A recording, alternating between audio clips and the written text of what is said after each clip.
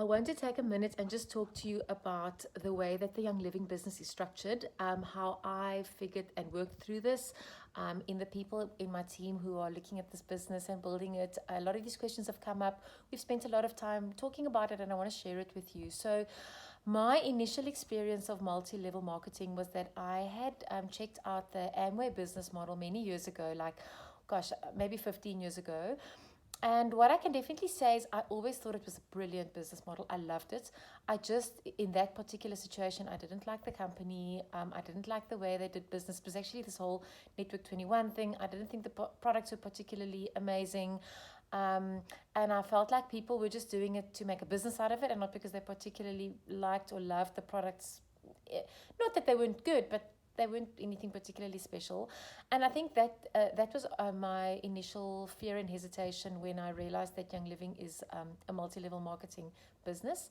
But once I used the products and I saw how amazing they were, and I looked, I think a big thing for me was when I looked at the Young Living stats and I saw that 93% of Young Living members, this is the 6 million global members, are just users of the product, and only about 7% of people actually do it as a business. It's a bit sad. I think it's a bit of a loss, but it also for me was actually very reassuring that people are doing this because they love the products and not because they are just getting in to try and create a business or make a buck out of it. The reason I've always thought that multi-level marketing was absolutely a fantastic business model is because I spent many years in the pharma industry, and so I know very well how money gets spent. So once you take the GP, a huge percentage then goes into your office, your sales staff, their incentive schemes, their cars, like keeping them happy, trying to retain them. And when you look at multi-level marketing, they purely are relying on a word of mouth marketing. So basically, all that money that would normally go into the pool where you would be paying all these salespeople and marketing people and advertising, TV adverts, radio ads. Those of you who are in that industry know it costs literally hundreds of thousands to millions of rands. All of that Young Living uses and puts back into paying their members to refer their products. So it's a very clever way of doing it. I think the other thing that I also like about it is that the people who are talking about the products are people who are actually using them, love them, and are passionate about them. So when you're approached with a Young Living product, it's coming from somebody who really loves it. This for me is very different compared to traditional marketing, where you've got a product manager who sits in some fancy office in a building in Joburg and designs some kind of, let's say, for example, a TV ad that's going to go out literally to 50 million people who are all on such completely different paths in their lives and on a different journey. And it doesn't actually make sense to me, to be very honest. I think here you get a far more authentic, personalized approach. The other thing about network marketing that really has stuck with me, and it's something actually that I learned in this process with Young Living, I would definitely recommend that you check out the book by Richard Brooks. It's called The 4-Year Career. You also get it in an audiobook version. We can share the link. That was actually how I did it. When I was still in corporate, I just listened in my car on my way to work and back. And he changed my mindset about network marketing a little bit as well, where I understand a bit more that in traditional marketing, you've got a small group of people, each marketing to hundreds or thousands of people. But if in network marketing, you've got a large amount of people, each just marketing to a few.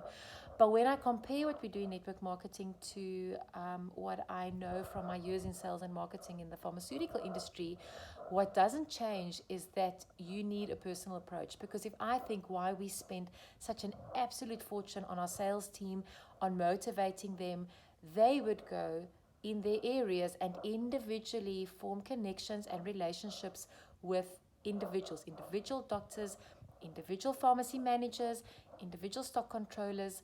I learned this. I'm going to quote Melissa, who's in my team, Melissa Kelly.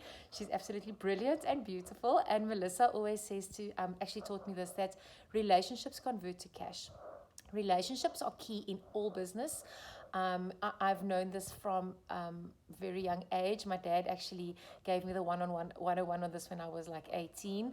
And if you cannot build relationships, actually in all business, you cannot do business. And it's exactly the same in network marketing. It's extremely important that you nurture relationships with people.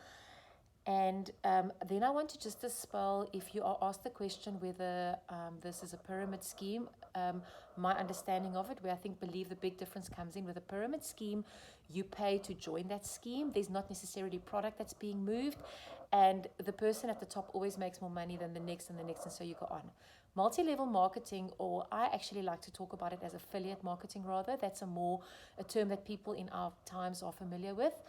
It's very different. So here, firstly, there's no fee to join. All you do is buy your products.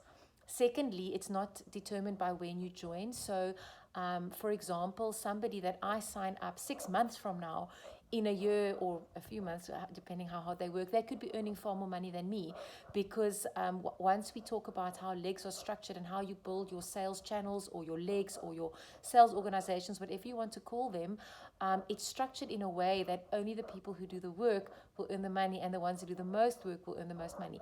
And yes, maybe somebody gets a small benefit here or there from somebody else's work, but the big bucks comes from the work. And you can come the 7 millionth person into Young Living, and you can overtake all the people who were there years before you in terms of their income. So that for me is a very big difference. I hope this helps.